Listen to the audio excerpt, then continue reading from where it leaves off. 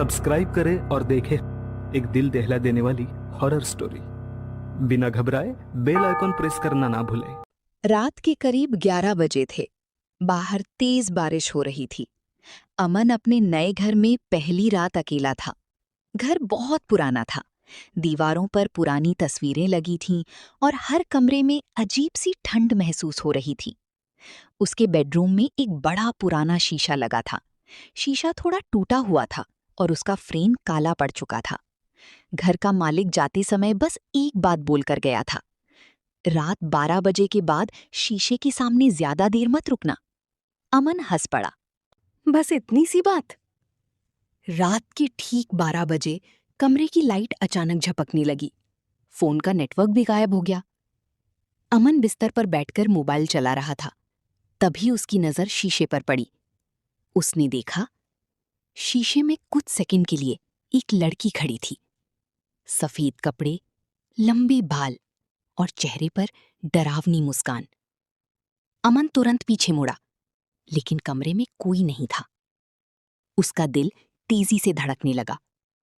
शायद आंखों का धोखा होगा। वो फिर से शीशे की तरफ देखने लगा।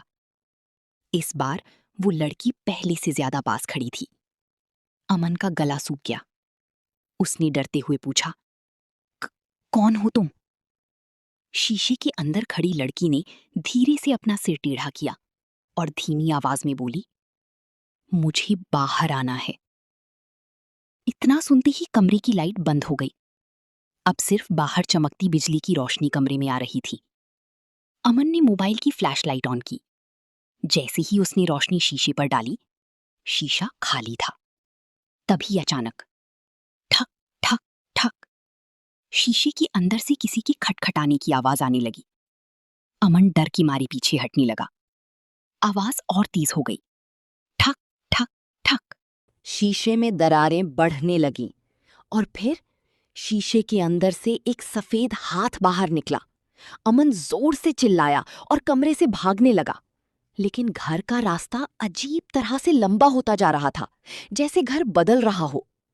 उसके पीछे किसी के पैरों को घसीटने की आवाज आ रही थी।